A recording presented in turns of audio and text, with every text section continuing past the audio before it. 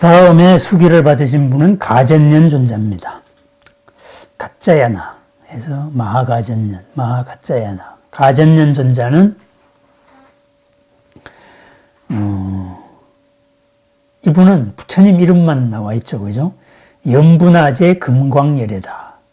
연부나제, 연부제의 이 세상입니다. 그죠? 연부제라 그러잖아요. 이 세상에서 금빛 광명의 열애가 될 것이다. 이렇게 말합니다. 금빛 광명. 그럼 가전년은 우리가 10대 제자 가운데 뭐로 알고 있습니까? 논의 제일이거든요. 논의 제일. 논의 제일이라는 말은 무슨 말이냐 하면은 간략하게 설해진 것을 상세하게 설명해 주는데 으뜸이다. 이런 말입니다. 부처님이 간략하게 말하신 것, 간략한 이치, 이것을 자세하게 설명할 수 있는 능력을 가진 사람, 거기에서 최고다. 이런 말입니다.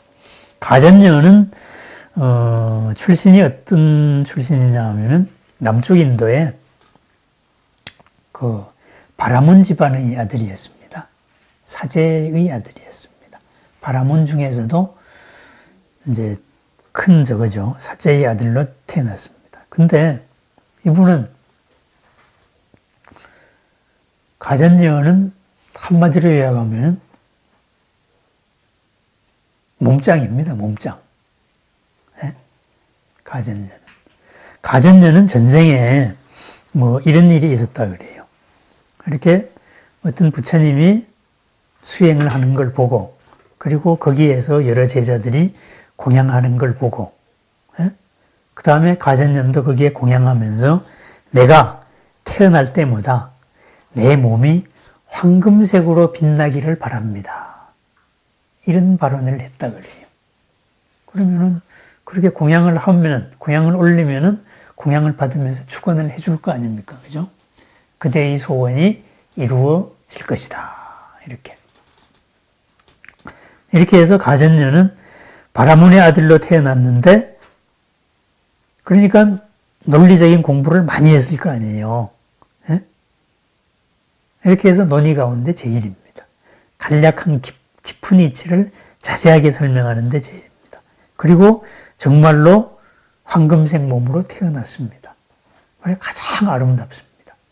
그런데 이 가전년이 이렇게 바라몬으로 있다가 북쪽에 부처님이 출현하셨다. 이런 말을 들었어요.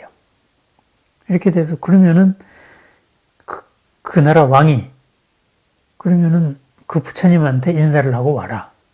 그리고 그 부처님을 우리나라에 모셔와라. 이래가지고 이 특사를 파견한 거지. 이렇게 해서 가전년하고 몇 사람을 이렇게 파견을 했어요.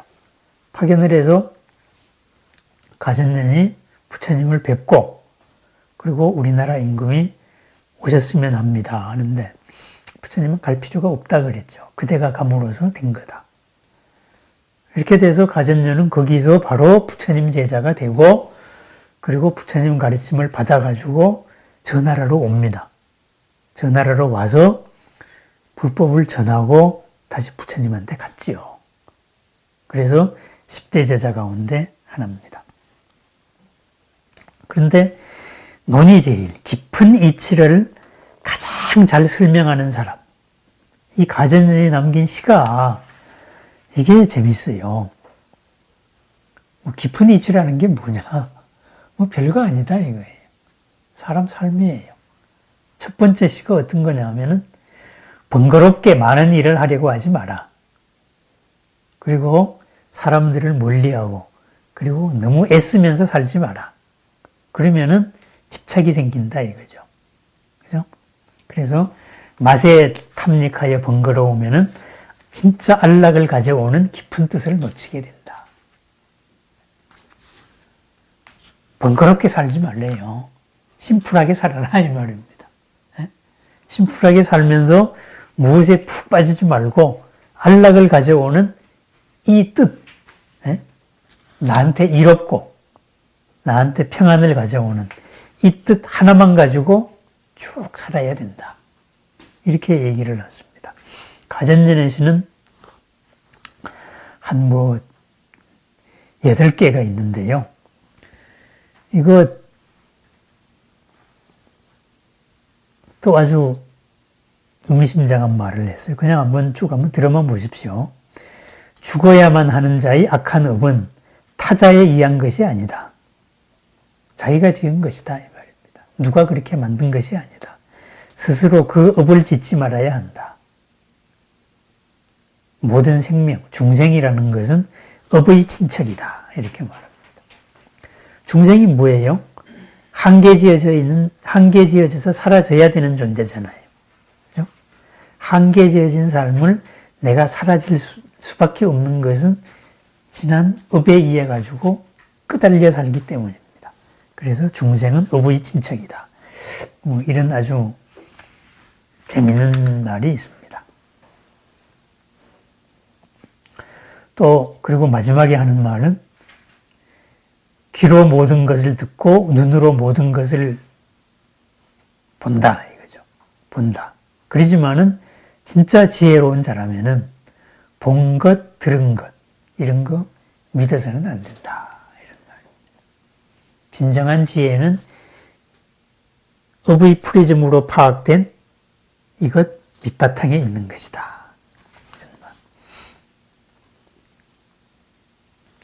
마지막 시는 조금 철학적이래 가지고요. 다음에 따로 한번 제가 해석을 해드리겠습니다. 어쨌든 이 가전녀는 세 번째 4대 제자 가운데 세 번째로 저거 했잖아요. 논의제일 깊은 이치를 자세하게 설명하는 데 제일인 이런 논리적으로 말 잘하고 이런 사람의 목적은 뭐냐. 이것은 세상을 금빛으로 빛나게 하기 위함이다. 이래서 영분화제 금광열애가 됩니다. 근데 우리가 보통 논의를 하다가 보면은 깊은 이치를 설명을 하다가 보면은 이게 논쟁으로 많이 돼요. 그렇게 돼서 당신보다 내가 더 뛰어나다. 도토리 키재기. 승부욕으로 만약에 빠지게 돼요. 근데 승부욕으로 빠지면 어떻게 돼요? 그건 빛이 안 나죠. 상대를 가리는 게 되잖아요. 그죠? 그러지 마라 이거죠. 논의에서는 서로가 서로를 금빛으로 빛나게 하기 위해 가지고 논의를 하는 것이다. 이렇게 되어 있습니다. 그 다음으로 그래서 가전년이 황금빛 몸답게 하여튼 금광열애로서 이렇게 수기를 받았습니다. 그 다음에 마지막이 바로 마하목걸련입니다. 목걸련 존자는 사리불하고 같이 출가한 부처님의 상수제자죠. 그죠? 그래서 신통제일이라고 되어 있습니다. 신통제일. 신통이 뭡니까? 남이 못하는 것을 하는 겁니다. 업의 한계가 드러났을 때 신통이 일어납니다. 업의 한계에 우리가 갇혀 살게 되면은 갇힌 조건 속에서만 살아야 됩니다. 예를 들면은 물질을 한번 예로 봐요. 이러한 분자 덩어리의 입장에서 보면은 이것은 종이고 얘는 나무입니다. 나무는 나무로 살아야 되고 종이는 종이로서 살아야 됩니다. 그런데 이것을 바꿀 수 있는 우리가 힘이 있다고 한번 생각해 봐요. 그죠? 에너지가 있습니다. 에너지로서 여기에 조건을 딱 걸어주면은 이 종이나 나무나 이게 탄소 구조로 다시 돌아갈 수 있는 겁니다. 딴 걸로 바뀝니다. 그러면은 이 종이 차원에서 나무 차원에서 생각했던 거는 불가능했던 일이 생기는 거예요. 이 두 개가 하나가 돼가지고 딴 걸 만들 수도 있습니다. 그죠? 그런 게 신통입니다. 그럼 우리가 수행에서 신통은 어떻게 일어나겠습니까? 그러면은 내가 살고 있는 여기에서 내 업의 한계를 훨씬 벗어났어요. 깊어졌어요. 내 업에 걸리지가 않아요. 그러면은 그 업이 걸리는 세상에서 못하는 일이 일어나는 겁니다. 그게 신통입니다. 그래서 선정에 들어가면은, 이 선정에 들어간 사람은 욕계에서는 불가능한 일을 욕계에서 할 수가 있다. 이렇게 되는 겁니다. 삼선에 들어간 사람은 밑에 거를 할 수 있는 거고. 바로 그렇게, 이제 그게 신통입니다. 그런데 그러한 것을 현실에서 가장 적절하게 드러내는데 으뜸인 사람이 바로 목걸련입니다. 근데 신통제일이었던 이 목걸련이 마지막에 열반에 돌아가실 때 어떻게 돌아갑니까? 네? 그렇죠. 그걸 그대로 받아들이고 싹 풀어버리고 갑니다. 그래서 신통은 누구와 이기기 위해 가지고 존재하는 게 아니다 이거죠. 이기기 위해서 존재하는 게 아니고 그냥 상대를 이롭게 하기 위해서 존재하는 겁니다. 그러면은 이 신통제일의 목걸련이 부처님이 되면은 어떤 분이냐? 향기로운 부처님이 된다 이 말입니다. 전단향 부처님이 될 것이다 이렇게 말합니다. 그 앞에 뭐 다마라발 뭐 이런 나무 이름이 붙었는데 어쨌든 전단향 가운데 가장 으뜸인 부처님이 된다 이거죠. 그리고 나라의 이름은 의락이죠. 생각이 즐거움. 겁의 이름은 희만, 기쁨으로서 가득하다. 희열로서 가득하다. 희열로 가득한 시대, 언제나 기쁜 시대, 그리고 일어나는 생각마다 이 마음보다도 마음이라는 밑바닥이 아니고 우리 존재가 일어나는 생각, 이 생각 하나하나가 전부 다 즐거움을 일으키는 땅. 그리고 존재 하나하나가 전부 다 전단향같이 향기로운 사람.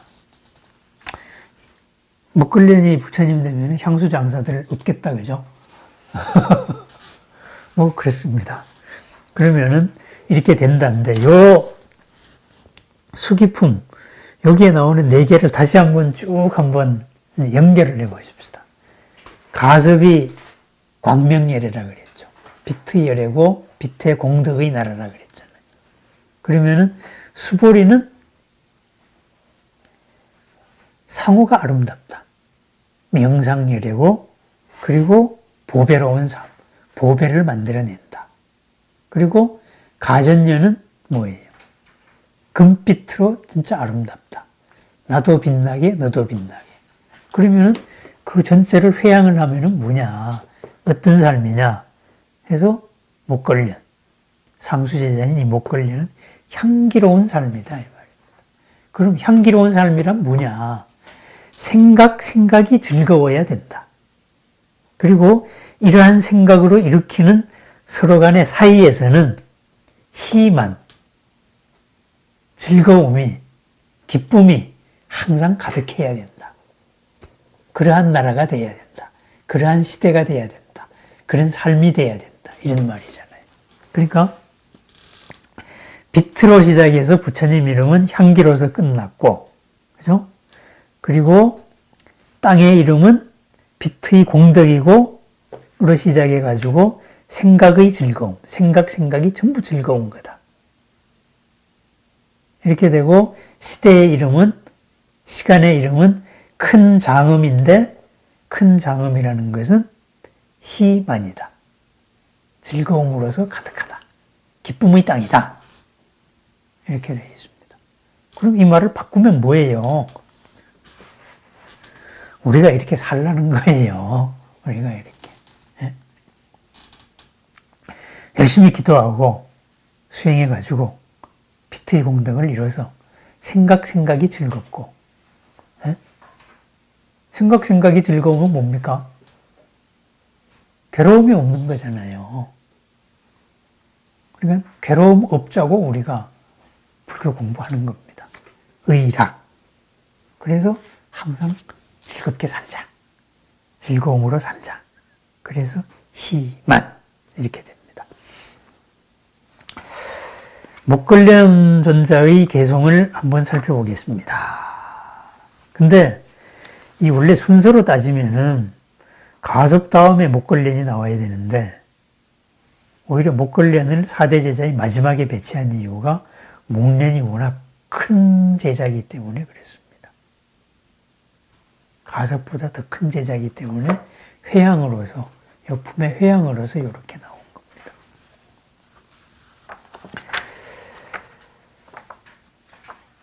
겁니다. 가섭의 개송은 많이 나와 있습니다. 한 50개 가량이 남아 있어요. 60개가 남아 있네, 60개. 아니, 이제 목련의 개송은. 목련의 개송은, 그러니까 목련이 출가할 때, 그죠? 사립을 하고 목련이 출가할 때 서로 한 약속이 뭡니까? 집을 나올 때, 부처님 제자가 되기 전에, 불사의 가르침을, 불사의 수행법을 알게 되면은 서로가 서로에게 알려주자. 이렇게 서로 약속을 하고 출가를 했단 말이에요.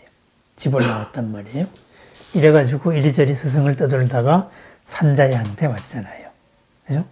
그러다가 사리불이 먼저 부처님 법을 연기를 만나게 됐죠. 이렇게 연기를 만나게 돼서 목걸련한테 불사의 가르침을 찾았다. 가자. 이렇게 해서 갔잖아요. 이렇게 해서 이 목련의 60개 개송도 첫 번째에는 바로 자기 얘기로 나옵니다. 숲속의 거주자 탁발 수행자로서 이삭 하나가 바루에 담겨도 나는 만족한다. 안으로 마음을 잘 정립하여서 죽음의 왕의 궁대를 쳐 부수었다. 자기는 불사의 길을 얻었다. 이렇게 해서 자기 삶에 대한 이야기를 쭉 이렇게 많이 나옵니다. 그리고 이 목련개송도 멋있습니다, 이거. 이거 나중에 한번 정리를 따로 하겠습니다. 어쨌든 요 수기품에 나오는 4대 제자들에 대한 얘기는 그렇습니다. 네 제자들. 그죠? 수기라는 거는 뭐예요?